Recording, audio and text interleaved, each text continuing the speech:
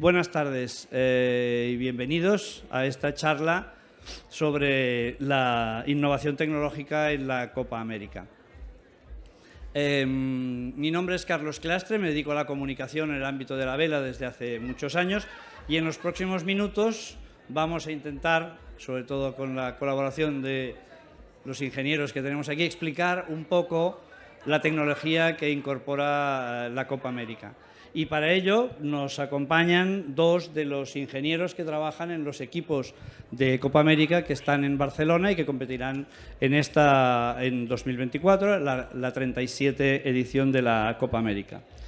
En primer lugar, déjame que coja los papeles porque de memoria es imposible. En primer lugar, me gustaría presentaros a Roger Frigola. Roger Frigola es un experto en Machine Learning e inteligencia artificial, con más de 15 años de experiencia en proyectos de alto nivel, que van desde la Fórmula 1 y la Copa América hasta el marketing y la enología. Actualmente es miembro del equipo de vela de Emirates Team New Zealand, que defenderá la Copa América en 2024. Roger tiene un doctorado en aprendizaje automático de la Universidad de Cambridge y un máster en ingeniería mecánica y aeroespacial. Su principal línea de trabajo consiste en la creación de herramientas personalizadas de aprendizaje automático y optimización numérica, diseñadas para resolver problemas prácticos de ingeniería.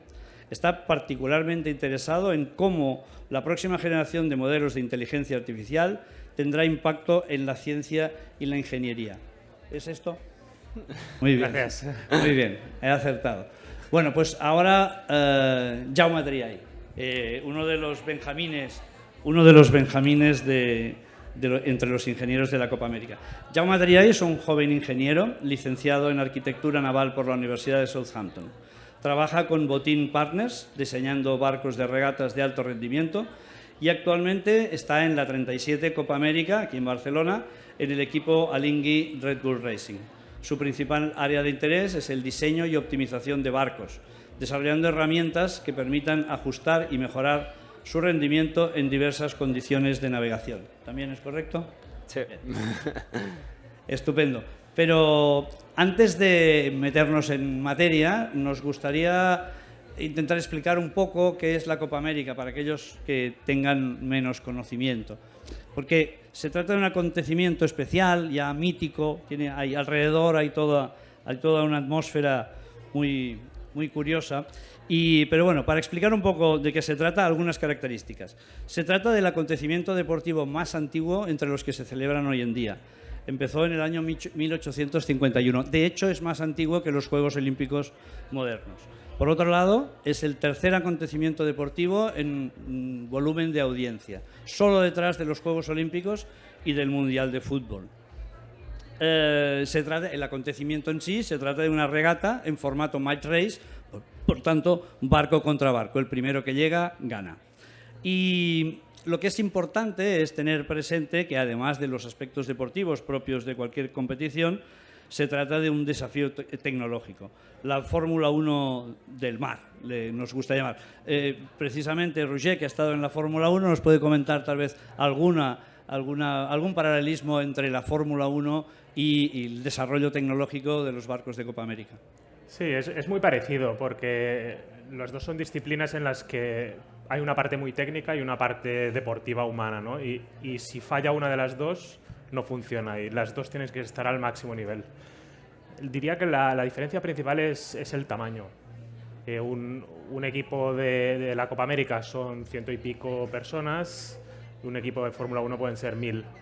Entonces, todo se multiplica, ¿no? Es básicamente yo creo que la diferencia fundamental. Muy bien, pues muchas gracias. Oye, pues vamos a hablar un poco de un aspecto importante en la Copa América, que es su historia. Como decíamos, la primera edición, que no se llamaba Copa América, sino la Copa de las 100 Guineas, tuvo lugar en 1851.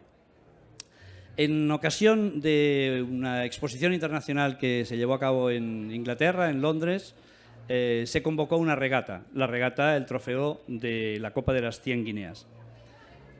La convocatoria de esta regata llegó a oídos de los miembros del New York Yacht Club en Norteamérica y decidieron organizar, preparar un barco para probar suerte e intentar vencer a la flota inglesa. Lo cierto es que la goleta América, que así era el nombre del barco que envió Nueva York a Inglaterra, venció a toda la flota inglesa. Esto fue una humillación. Hay que tener en cuenta que en aquella época Inglaterra dominaba el mar.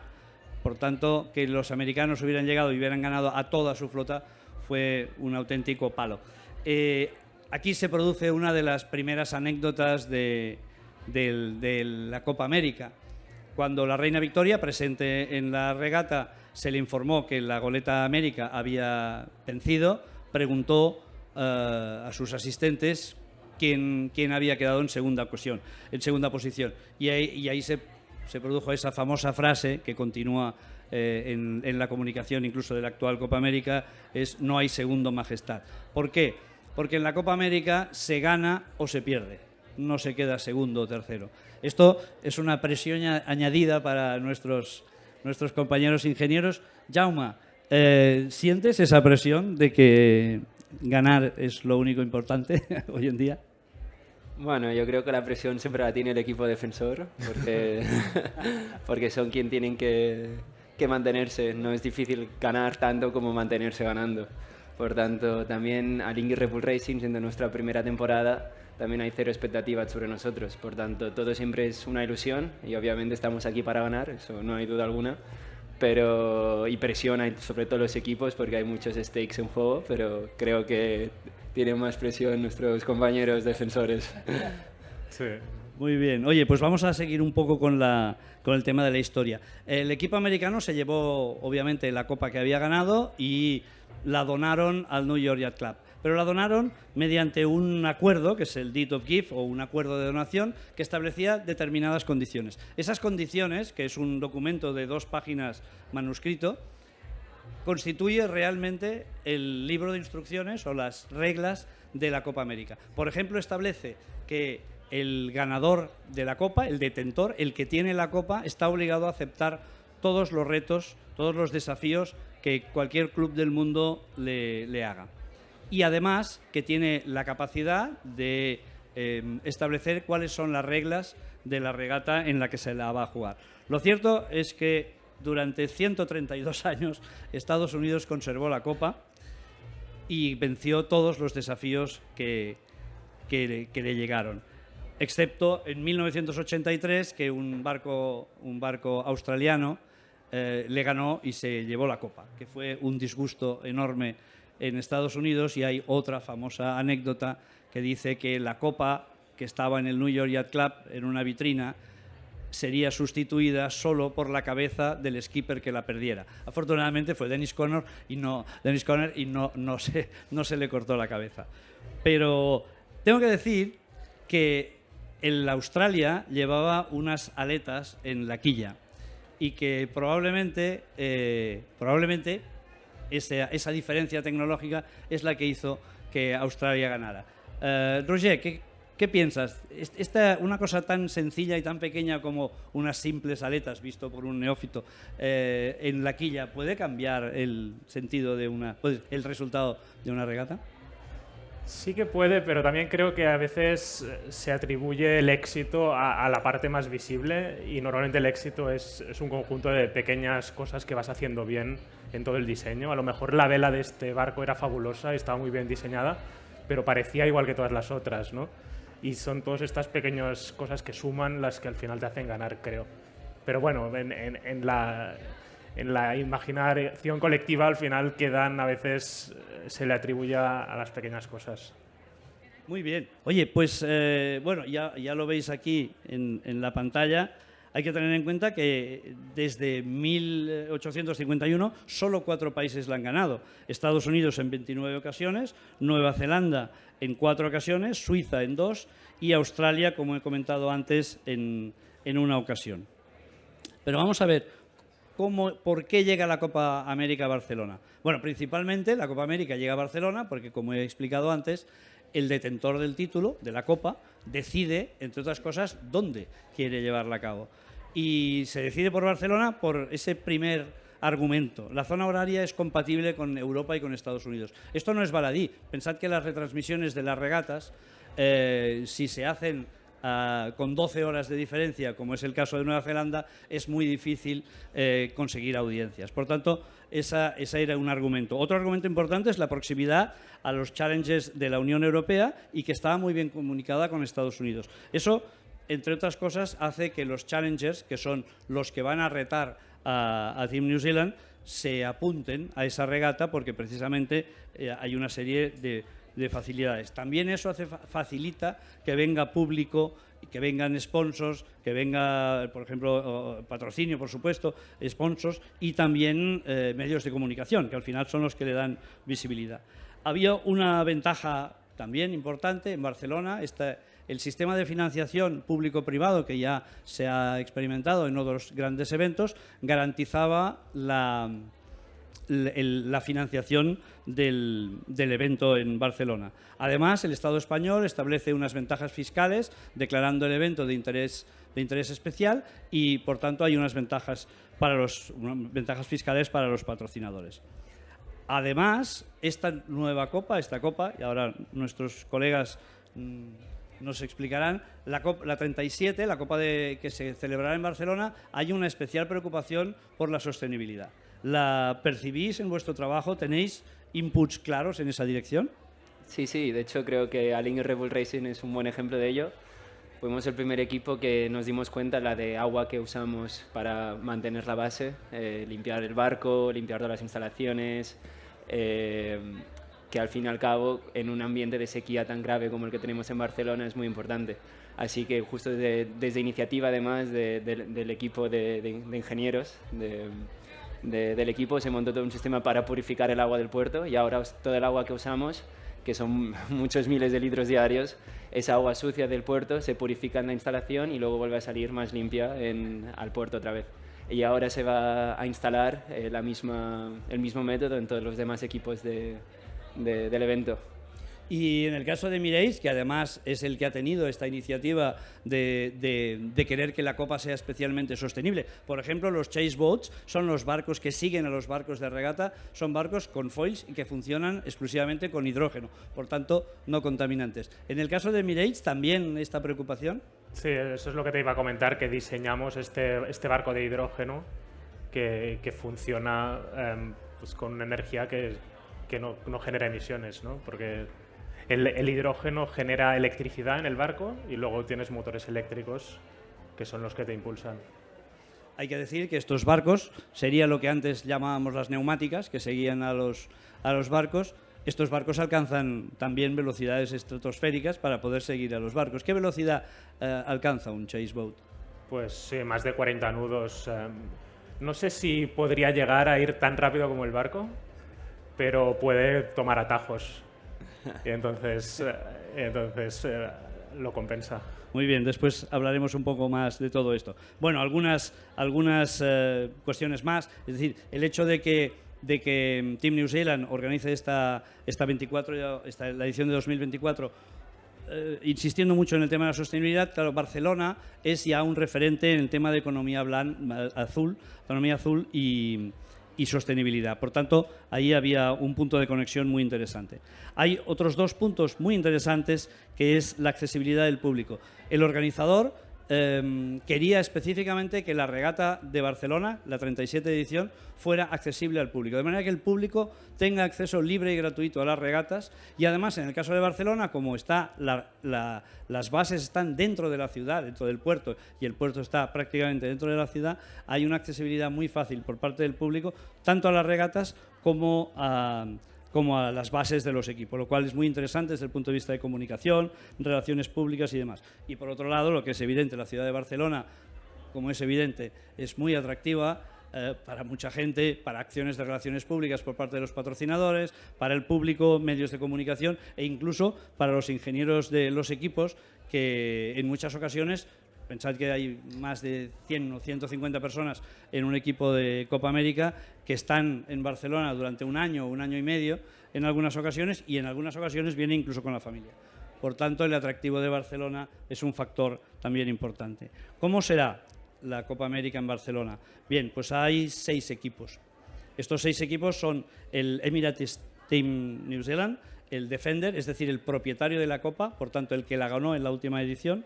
El Challengers of Record, que es el Ineos Britannia, el equipo del Reino Unido, que tiene este nombre, Challenger of Record, porque es el primero que desafió al propietario de la Copa. Eso le da una ventaja en cuanto a alguna negociación en lo que hace referencia a las condiciones de la regata. Y hay otros 4 Challenger, es decir, aspirantes: Alinghi Red Bull Racing de Suiza, Luna Rossa Prada Pirelli Team de Italia, New York Yacht Club American Magic de Estados Unidos y Orient Express Racing Team de Francia. Habrá 3 competiciones en Barcelona. Habrá por primera vez una Copa América para equipos femeninos, una Copa América para juveniles y estas 2 regatas se celebrarán con unos barcos distintos de las de la Copa América, los AC40. Después hablaremos de ellos. En estas regatas habrá 12 equipos, porque además de los 6 que hemos mencionado, se incorporan España, Holanda, Canadá, Alemania, Suecia y Australia. A continuación será la Louis Vuitton Cup, es la copa en la que compiten todos los challengers para conseguir que uno de ellos sea el que se enfrente al detentor de la copa, es decir, al Team New Zealand. Y después la Copa América propiamente dicha, que se celebra en Match Race, por supuesto, y al mejor de 13 regatas.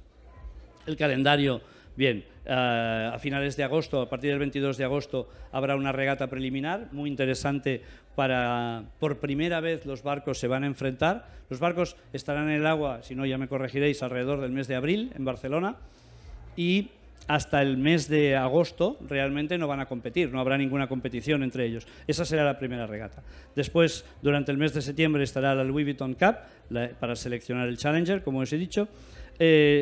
Simultáneamente la Copa para equipos juveniles y la Copa de equipos femeninos. Y finalmente, a partir del 12 de octubre, la Louis Vuitton America's Cup, es decir, la Copa América propiamente dicha. Y vamos a hablar, ahora ya empezamos con la tecnología, vamos a hablar de los barcos. Hay 2 barcos, como os he dicho, los AC40, son barcos de alrededor de 12 metros, con una tecnología extraordinaria, y los AC75, que son de alrededor de 24 metros, con una tecnología también extraordinaria, más extraordinaria todavía, y ahora hablaremos un poco de ellos. Pero solamente un apunte, Roger, que nos puede hablar del AC40. El AC40 en las regatas para jóvenes y equipos femeninos tiene ciertos automatismos, ¿es así? Sí, tiene ciertos automatismos y yo creo que lo más importante del AC40 es que todos son iguales. O sea, cuando tú vas a una regata de AC40s es como los Juegos Olímpicos, ¿no? Que es una clase de barco y aunque sean de equipos distintos, todos tienen que ser iguales siguiendo unas especificaciones, con lo que hace que haya una igualdad y que sea mucho más importante el papel del regatista. Como tienen la mitad de tripulantes que el AC75, algunas de las tareas están automatizadas, principalmente el control de vuelo, ¿no? A qué altura vuela es un sistema totalmente automático, como si dijésemos el piloto automático de un avión. Muy bien, ahora hablaremos de volar, que es básicamente a lo que hemos venido. Entonces, si os parece, ahora yo voy a hacer una serie de preguntas a ellos y vamos a entrar en materia en tema de tecnología. Mientras tanto, los técnicos de control nos pondrán unas imágenes de vídeo que servirán, creo, para ilustrar bien de lo que estamos hablando. Los barcos, básicamente los barcos de los que estamos hablando. Entonces, lo primero que, como primera reflexión, me gustaría comentar que todos estáis al corriente, faltan solo 6 meses para la Copa América, solo 6 meses. Y además los barcos no están aquí, los barcos se están construyendo. Entonces, ¿cómo afrontáis, primero tú, Jaume, cómo afrontáis este momento, o sea, este plazo que hay, estos 6 meses? Porque, bueno, sí, hasta en abril tendremos los barcos, que habrá mucho más trabajo. ¿Cómo vais a plantear esto? Bueno, de hecho hoy es un día muy importante para el equipo porque hoy es oficial que el barco está de camino a Barcelona. El barco ha dejado Suiza, el astillero, por tanto ha terminado su primera fase de construcción en la cual puedes hacer los cambios más drásticos en el diseño porque hay ciertas partes, sobre todo las estructurales al barco, que no puedes cambiar a la ligera. Pero básicamente ahora es un barco que no hace nada. Tienes que ponerle todos los sistemas y eso lleva mucho tiempo y ahí hay mucho development también para poder, no es tanto hacer un barco como qué preparación le puedes hacer, es alcanzar el máximo potencial del barco y no solo tener un buen concepto que al final no se puede materializar bien. Por tanto, ahora el barco cuando llegue a Barcelona le quedan un par de meses por delante de mucho trabajo, de asegurarse que todos los sistemas están perfectos para poder navegar lo más rápido posible, porque es como el motor de un coche, puedes tenerlo muy potente, pero si tus ruedas no tienen tracción, al fin y al cabo estás completamente descontrolado. Y ahora con el tiempo pues nos aseguraremos de estar bien cogidos al agua. Muy bien, y Roger, en vuestro caso, ¿es una situación similar? Sí, en nuestro caso aún se está acabando el casco, pero ya dentro de poco se hará el viaje desde la fábrica a la base para empezar a montar los sistemas y navegar lo antes posible. ¿Podéis decir cuándo estará en el agua uno y otro o dependerá de cuándo lleguen y estos ajustes? ¿Tenéis una fecha prevista? Bueno, más o menos la fecha oficial para todos los equipos es abril. Vale. Y en vuestro caso. Sí, también. Entiendo que sí. Bueno, vamos a hacer. Primero vamos a hablar contigo, Roger. ¿Por qué corren tanto estos barcos? Así de fácil. Porque tienen muy poca resistencia. Es decir, por ejemplo, el casco no toca el agua. En un barco normal el agua te frena. Y aquí al volar se consigue separarte, con lo cual tienes muy poca superficie mojada. Y esta poca superficie mojada es la que te permite ir tan rápido, porque no te está frenando como en un barco normal. Los foils, el otro día estuve hablando contigo de esto, los foils en realidad no son muy grandes si los comparamos con una ala de un avión y estamos volando. ¿Por qué no hace falta que sean tan grandes? Claro, porque el agua es casi 1000 veces más densa que el aire, y como la sustentación que provoca un ala es proporcional a la densidad, pues te hace falta una superficie muy pequeñita en comparación para soportar las 6 o 7 toneladas de un barco. Muy bien. Y una pregunta que es una pregunta que a veces me hacen a mí también y la verdad es que cuesta mucho de contestar, para mi buen amigo Jaume. ¿Cómo es posible que estos barcos, tanto unos como otros, lleguen a alcanzar 4 veces la velocidad del viento que les empuja? Que esto comprenderéis que es un poco difícil de entender de una manera. El viento que empuja un barco es de 10 nudos y el barco está a casi 40 nudos. ¿Cómo es posible? Bueno, la respuesta más fácil es que es magia, pero si simplemente fuese magia tampoco estaríamos aquí. Básicamente el barco lo limitan 2 factores, la resistencia, como ha dicho Roger, cada vez vamos a barcos que tienen menos y menos resistencia, y por otro lado es el momento adrizante. Por tanto, el momento adrizante o el momento volcante es lo que hace que el barco quiera tumbar. Básicamente las velas te empujan hacia adelante y cuando te empujan te crean dos fuerzas, una que te quiere parar y una que te quiere empujar. Y al fin y al cabo llega un momento en que cuando tú más rápido vas, más fuerza motora tienes, por tanto entras en un ciclo virtuoso en el cual cada vez cuando chocas contra el aire hay más fuerza aparente en la vela y por tanto aún tiene más fuerza de empuje. ¿Qué pasa? Que no existe la energía gratis en el mundo. Por tanto, como producto secundario está la resistencia del barco. Cuando la resistencia del barco, cuando incrementar un poco la potencia del barco supone que aumenta aún más la resistencia del barco, entonces llegas a la velocidad máxima. También te lo puedes mirar en tema de ángulos, pero es un poco más complejo. Necesitaríamos un papel. Sí. Es decir, estamos hablando del viento aparente. Viento aparente. ¿Sí? Sí, una de las claves que es un poco antiintuitiva es que nosotros, si piensas, por ejemplo, en un globo de aire caliente, ¿no? con su cestita y las personas, es el viento el que lo mueve, pero no irá nunca más rápido que el viento, porque el viento lo empuja. En cambio, aquí las velas son un ala, y la ala tiene una sustentación que funciona de una forma totalmente distinta al aire alrededor de un globo que va flotando con el viento. Entonces, el ala, digamos, que corta y produce unas fuerzas muy interesantes que las puedes orientar y te provocan esta capacidad de ir más rápido que el viento. Muy bien. Muchas gracias por esta explicación. Vamos a ver, de una manera muy general, ¿cuál es el proceso de diseño de un barco de Copa América? ¿Cómo se produce este proceso? Es decir, ¿cómo empieza? Lo primero de todo es tener un concepto filosófico detrás, que creo que es la parte más importante. Obviamente tienes que conocer las normas de tu competición, el venue donde se va a celebrar. A partir de ahí te puedes hacer una idea de qué es lo que necesitas y cuál es el abanico de posibilidades que tienes por explorar. Y entonces ahí es cuando el equipo tiene que llegar a una filosofía adecuada de diseño, porque tú a lo mejor puedes crear un barco que es muy, muy, muy bueno, que contesta la pregunta equívoca. Por tanto, es muy importante, como no puedes, el espacio de diseño es infinito y tú no puedes posiblemente explorar todas las opciones, porque lleva mucho tiempo y recursos, tienes que desde muy pronto enfocar hasta qué caminos quieres explorar. Por tanto, lo primero es preguntarte cuáles van a ser los factores clave que van a poder hacer que tenga un edge comparado con los demás. Y luego a partir de ahí es organizarse como equipo. Obviamente hay muchos tipos de tecnología diferentes que involucran un barco, desde sistemas a dinámica de fluidos y tal. Y por tanto es muy importante que poco a poco se vaya concretando, hacer un poco embudo hacia cosas de más genéricas, cada vez más específicas. Muy bien, Roger, ¿cómo se toma la decisión? Bueno, yo lo veo así, pero a lo mejor estoy equivocado.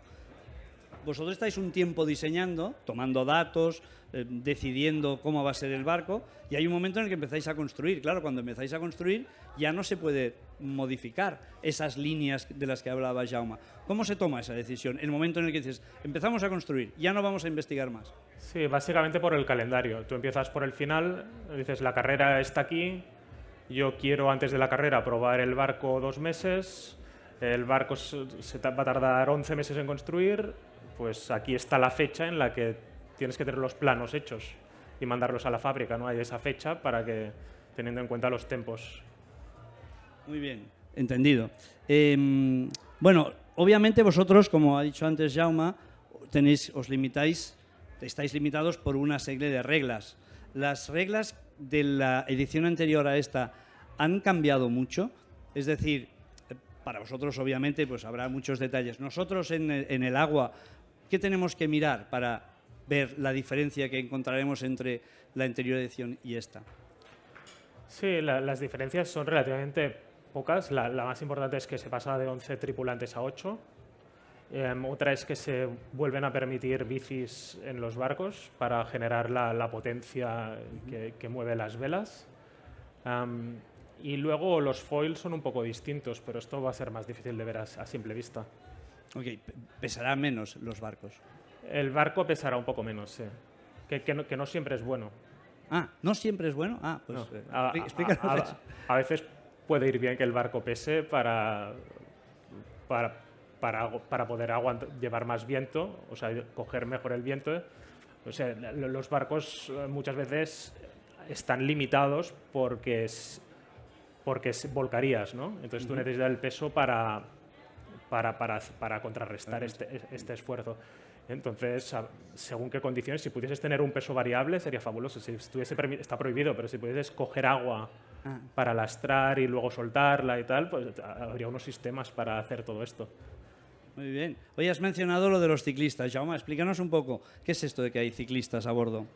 Bueno, los ciclistas, toda la vida uno se imagina, o para los que están acostumbrados a la vela, se imagina a la gente generando potencia en el barco, los grinders, con los brazos. Lo que llega un momento en que Team New Zealand se dio cuenta de que era mucho más eficaz usando las piernas, y por tanto un ciclista, sobre todo para estos barcos que están muy limitados por la capacidad energética que pueden producir, porque todos los sistemas son automáticos, es decir, que hay tanta tensión, hay tanta energía en el sistema que si tú quisieses mover algo no podrías porque pesaría demasiado. Por tanto, es muy importante que tengas ciclistas que generen mucha potencia para poder mover los sistemas hidráulicos y que todas se puedan mover cuando quieras. Muy bien. Oye, Roger, entendemos por lo que habéis dicho hasta ahora que es un ejemplo maravilloso, fantástico, de trabajo en equipo. ¿Cómo os coordináis? Es decir, ¿cómo os ponéis de acuerdo? Yo entiendo que hay los navegantes que quieren determinadas cosas, los ingenieros que limitan hasta unas determinadas también por las normas, hay una gestión de datos, una gestión y un análisis de los datos. ¿Cómo os coordináis? Sobre todo hay una diferencia muy grande, entiendo, entre lo que es la parte de ingeniería y lo que es la parte deportiva. ¿Cómo coordináis ese? Sí, sí, es una pregunta interesante. Supongo que cada equipo lo hace un poco distinto. En nuestro caso, yo creo que los regatistas, yo que vengo del mundo de la Fórmula 1, lo que me sorprendió de la Copa América es que los regatistas tienen mucho papel en el diseño, tienen mucha opinión de lo que quieren y están al pie del cañón a veces organizando ellos una reunión y pidiendo cada semana a ver qué está pasando, ¿no? No es como un piloto de Fórmula 1 que llega y le dicen conduce el coche, el tío se sube y lo hace bien. Aquí el regatista tiene mucho más papel de... Yo creo que están a veces en la cama por la noche pensando, y esto lo podríamos hacer distinto, ¿sabes? Un poco son como ingenieros. De hecho, vosotros sabéis que lo podrían hacer mejor. Esto también se ha explicado muchas veces en Fórmula 1, pero también en los barcos. Vosotros porque tenéis todos los datos y sabéis que esa virada no se ha hecho bien por una determinada razón. Quiero decir, el análisis puede ser vuestro y no de ellos, necesariamente. Ellos también lo saben, cuando no lo hacen bien.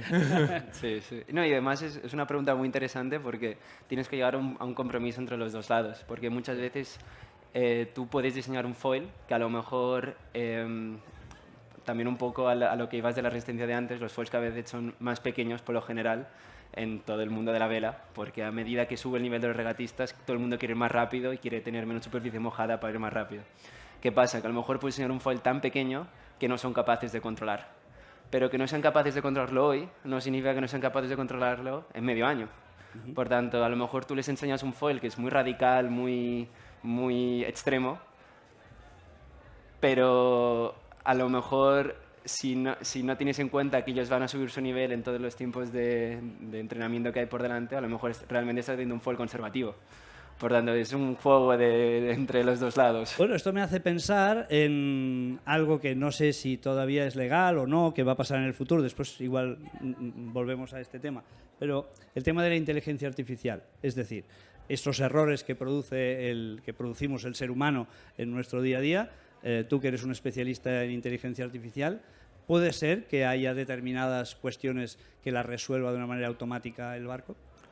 Bueno, en los barcos de la Copa América está el reglamento orientado a que sea muy difícil tener sistemas de ayuda que te ayuden a navegar ellos. O sea, para intentar que el papel del regatista sea lo más importante posible. O sea, por ejemplo, un sistema como el que tiene el AC40 de piloto automático está prohibido según el reglamento. El del AC40, el piloto automático, es el vuelo. O sea, lo que controla el piloto automático es el vuelo. Lo demás lo controlan los navegantes. Y en el AC75 todo lo controlan los navegantes, incluso el vuelo. Hemos hablado de los datos. ¿Cómo es el tema de la telemetría en la Copa América? ¿Los datos llegan vía satélite a vuestro despacho, a vuestra oficina, o se descargan de un disco duro? Es decir, ¿cuántos sensores lleva un barco? Porque debe llevar más de 5. ¿Cuántos sensores lleva? Y esos datos, ¿cómo llegan a vosotros? Y después, sobre todo, muy importante, no contestará Roger, ¿cómo se gestionan? ¿Cómo se analizan y gestionan? Bueno, hay bastantes más de 5. Básicamente todo lo que puedas meter en un barco se mide. Por tanto, el límite de sensores está en cuántas cosas te interese medir. Pero todo lo que puedas llegar a pensar que a alguno de los ingenieros le puede interesar para mejorar su pieza del puzzle, su estructura, ¿Pero son 100 o son 1000 o son...? Son cienes. Pueden ser cienes. Cientos de señales distintas. A veces Sí. lo que pasa es que tienes un sensor que te da 50 mediciones. Entonces, pero en total suman a cientos. Cientos de muchos tipos diferentes y luego cada uno, depende del departamento, se encarga de suministrar sus datos al ingeniero que le sean más útiles. Bueno, la gestión de estos datos no debe ser una tarea fácil. El otro día estuve escuchando a Andrea de Alinghi explicando un poco, muy por encima, pero me pareció complicadísimo. Sí, es muy difícil y yo creo que a cualquiera persona que le preguntes que trabaja en esto te dirá que está un poco frustrada, que siempre podrías usar mejor los datos. Nunca los usas lo suficiente ni tienes suficientes recursos como para investigar todo lo que podrías sacar de ellos. O sea, siempre se podría hacer más y siempre se pueden hacer mejores herramientas para analizar. Bueno, como hemos dicho, vamos a cambiar un poco. Como hemos dicho hace un rato, en abril estarán todos los barcos en el agua. ¿Cómo enfocáis ese momento? Será el momento en el que, exagero, pero que uno comprobará que el barco del competidor es más rápido que el nuestro en esas condiciones, vamos a decirlo así. ¿Cómo se enfoca este momento? ¿Qué margen hay? ¿Qué margen tenéis de maniobra para cambiar cosas en los barcos? Pues puede haber suficiente margen como para hacer un cambio bastante obvio. Por ejemplo, en la Copa pasada, Team Ineos, en el Christmas Cup, antes de Navidad, tenía bastantes dificultades y al volver de Navidades estaba navegando bastante bien. Por tanto, aún tienes margen. Luego la norma también te permite cambiar ciertas partes del barco, pues cambiar los wingtips, ahí hay performance a ganar. Luego, sobre todo, es lo que hablábamos antes del potencial del barco, cuánto eres capaz de sacarle. Por tanto, a lo mejor te das cuenta una vez están todos en el agua de que otro equipo está trimando las velas de una manera que es más óptima, o de que hay o pequeñas partes, porque al fin y al cabo nos perdemos todos por los detalles. Muy bien. Porque, bueno, hay que explicar que solamente podéis construir un barco.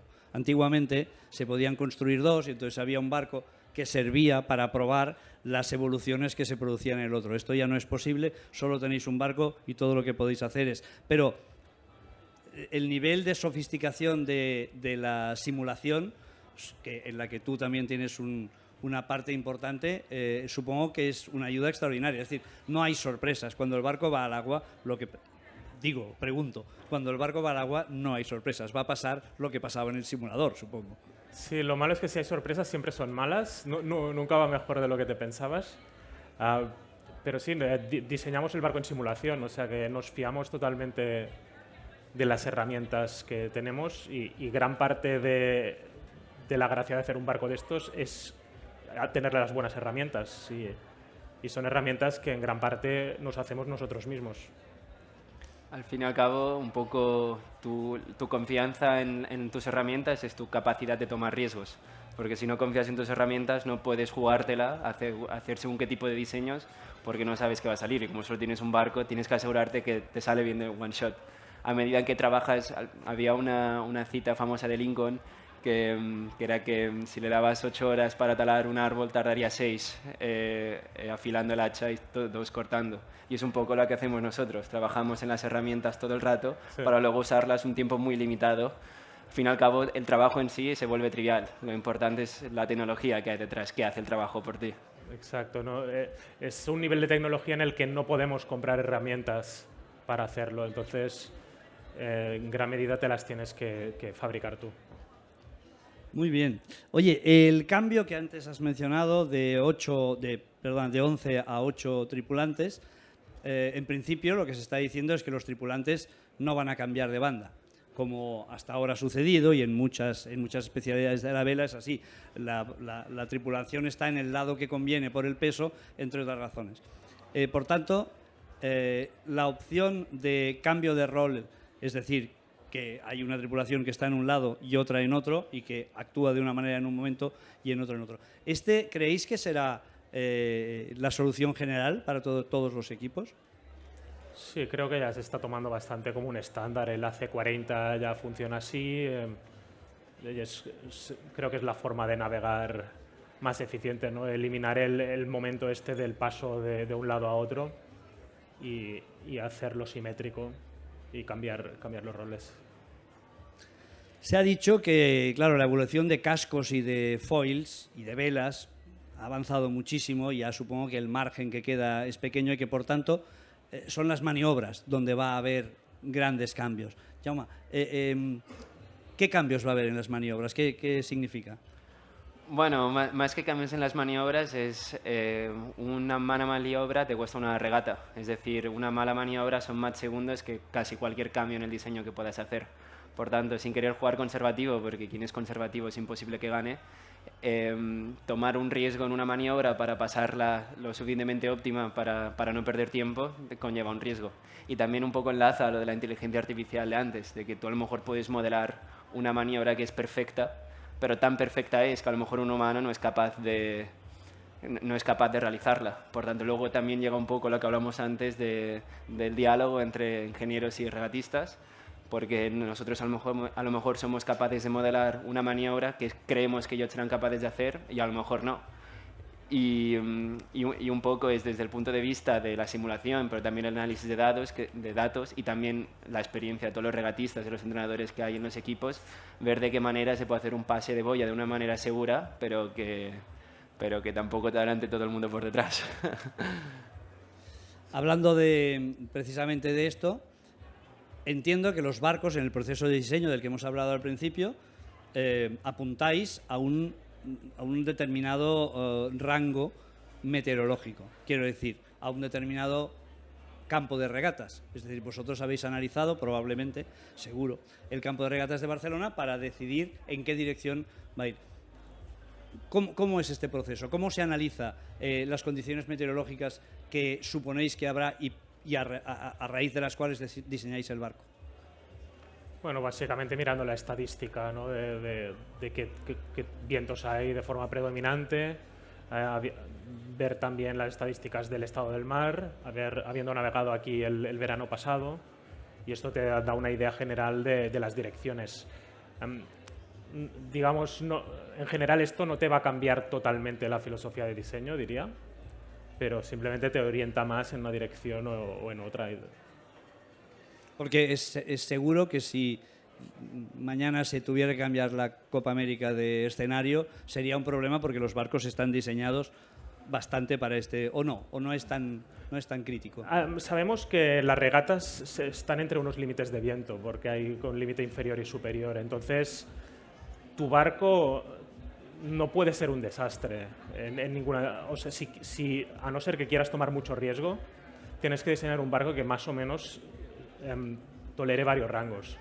Entonces, al final no es un barco hiper especializado para decir solo por debajo de 10 nudos. Sería mucho riesgo, aunque el viento típicamente sea por debajo de 10 nudos aquí. Y si tienes 18 es totalmente distinto, ¿no? Y si no lo has pensado un poco para que vaya a 18, has sobreoptimizado. ¿El hecho de que los barcos pesen menos hará que vuelen antes? Es decir, a menor velocidad. Bueno, uno de los grandes cambios de la Copa pasada esta viene por dos lados, el peso del barco y el aumento del tamaño de los foils. Son dos cambios que, corrígeme si me equivoco, están pensados un poco para el cambio de condiciones que hay de Nueva Zelanda, que es mar plano con más viento que en Barcelona, que hay mucha ola de muchos tipos diferentes. Al tener menos peso, estás, como decías bien antes, escapando la velocidad máxima a la que puede ir el barco, pero también hace que sea mucho más fácil tener un vuelo, empezar el vuelo. Por tanto, si te encuentras en condiciones como las que tuvimos en Vilanova el año pasado, que eran marginales, 6 nudos y medio, 7, o tienes un barco que está muy pensado tanto por los foils, que ahora son más eficientes, al ser más anchos son más eficientes, por tanto promueven que el barco se levante antes, pero también el diseño de casco, porque puedes tener un casco que está muy pensado para ser eficiente cuando vuela, pero que se agarre al agua a más no poder y por tanto que nunca puedas llegar a salir. Muy bien. Iba a preguntaros por el tema del espionaje. Bueno, si tenemos tiempo lo haremos. Por el tema de espionaje que ya no hay, gracias a una iniciativa del organizador del Team New Zealand. Vamos a hablar del futuro. El futuro, porque después abriremos un poco el turno de preguntas al público que tenemos hoy aquí. El futuro, Roger, ¿tú preferirías que cambiaran de barco? Es decir, que la próxima Copa fuera con un barco completamente distinto y partir de cero, o continuar apurando la optimización de diseño de los que ya llevan, en esta será la segunda edición? Personalmente no tengo preferencia. A mí estos barcos me parecen muy bonitos, pero cuando hay un gran cambio de normativa siempre es interesante, ¿no? Tienes que repensar muchas cosas, hacer herramientas nuevas, o sea que también tiene un punto atractivo, con lo cual a mí cualquier cosa me va bien. ¿Y tú, Jaume? Bueno, estos barcos son muy chulos, pero estamos llegando a una tendencia justamente aquí ahora hemos hecho los foils más grandes, pero sí que es verdad que en todas las demás disciplinas de foil cada vez son más y más y más pequeños. Por tanto, si llegas al límite de lo que significa esto es que algún día van a desaparecer los foils. Y el día que desaparezcan, pues ya no tienes un barco, tienes un avión. Por tanto, hay que ir un poco con cuidado por mí, a ver si vamos a terminar siendo todos ingenieros aeroespaciales. Pero sí, obviamente, estos barcos son una chulada y si no nos interesase el desarrollo tecnológico, tampoco estaríamos aquí. Por tanto, cualquier cambio siempre es bienvenido. El tema, vale, pues ya terminaremos con esto. El tema del espionaje, que siempre todo el mundo nos pregunta por el espionaje. A ver, el espionaje ha sido una pieza fundamental de la Copa América durante muchos años. Afortunadamente, Team New Zealand decidió establecer un servicio de espionaje, el servicio oficial de espionaje. Es decir, el Team New Zealand lo que hace es que hay una serie de operadores de cámara, fotógrafos y demás que siguen a los equipos y que proporcionan esa información al resto de equipos. Por tanto, ya no hay esa necesidad de espionaje. Ese material está a disposición de los ingenieros y lo utilizan para ver qué es lo que están haciendo los otros. ¿Es útil para vosotros? Sí, muy útil y a disposición del público también está. Que esto es una cosa muy interesante. O sea, los espías ahora publican fotos y publican reports de lo que ha hecho cada equipo. Y la gente aficionada a la vela, yo he hablado con gente que dicen, esto es fabuloso, pues información de mucha calidad, que antes cada equipo se pagaba la suya para saber lo que hacían los otros, ahora está disponible. ¿No? Es una brillante iniciativa del Team New Zealand. Bueno, pues muchas gracias a los dos y vamos a ver si hay preguntas entre el público, si alguien nos pregunta algo. Hay un micrófono por ahí, creo, ¿no?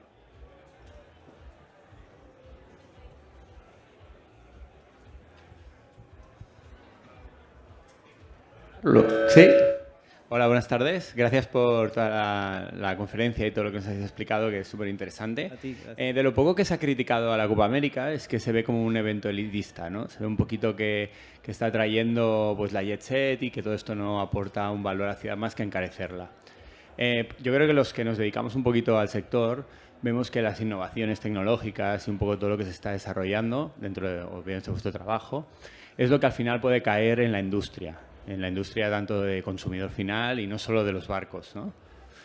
Vosotros, más o menos, ¿tanto por ciento pensáis de lo que estáis haciendo hoy en día que acabará en el tiempo filtrándose a los barcos de uso personal o coches o otros entornos de la industria? Pues es una muy buena pregunta porque es, al fin y al cabo, para evitar ser elitista es muy importante que haya un retorno a la sociedad de todo lo que la sociedad te da para que sea capaz de darse este evento. Por ejemplo, yo trabajo para una empresa privada también y entonces mucho del development, del I+D que genero y que generamos todos en el equipo, luego esta empresa Boating Partners que diseña barcos de regatas que cualquier consumidor pueda comprar, se beneficia para hacer cada vez barcos mejores. Luego esto lo puedo llevar al siguiente paso. Vosotros sois un claro ejemplo con vuestro barco de hidrógeno. Estas mismas herramientas, al fin y al cabo, lo único que hacen es seguir el ideal de la eficiencia.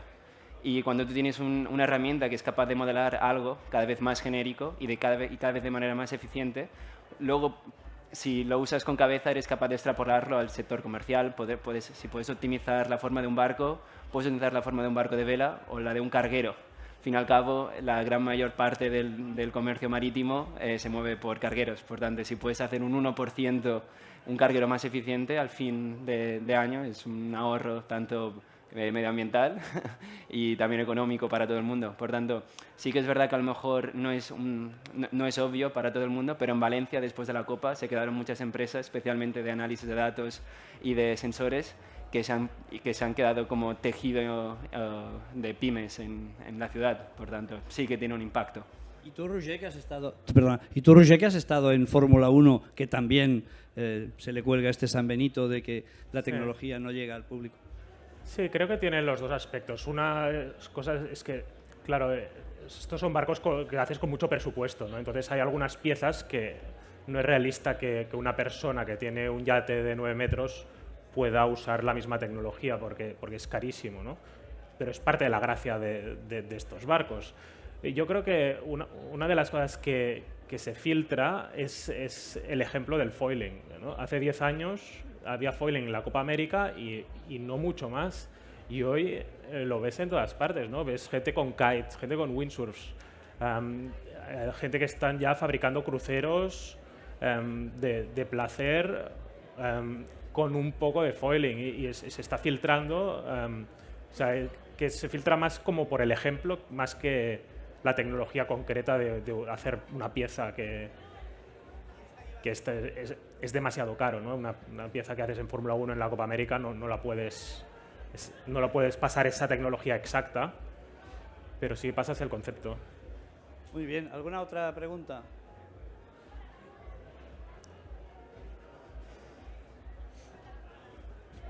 Si ganan los dos equipos, ¿os quedáis en Barcelona? Si gana el qué, perdona. Si gana tu equipo y su equipo, ¿os quedáis en Barcelona? Porque si el Bonita siguiente decide pregunta. la base... Bonita pregunta. No lo sé. A mí me gustaría que se quedase en Barcelona. Yo soy de Barcelona. Pero no sé. Yo soy mallorquín y me gustaría mucho quedarse en Barcelona. Sí que es verdad que un poco creo que el espíritu general de esta Copa es un poco como pasó con Valencia la última vez, que sí que es verdad que por muchos detractores que puede haber como en cualquier cosa, sí que es verdad que está como Regarded como un evento muy chulo y que la gente piensa en los días dorados de la Copa en Valencia. Yo creo que un poco el sentimiento que hay en Barcelona es que sea la nueva Valencia. Por tanto, con un poco de suerte, todos los equipos se querrán quedar para hacer otra edición. Muy bien, eso nos llena de, de esperanzas. Muy bien, pues nada más, pues muchísimas gracias al público asistente y sobre todo a vosotros dos por habernos podido explicar todas estas cosas. No habéis explicado ningún secreto, todo hay que decirlo, pero era de esperar. Muchísimas gracias a todos. Muchísimas gracias a vosotros. Gracias. Bueno.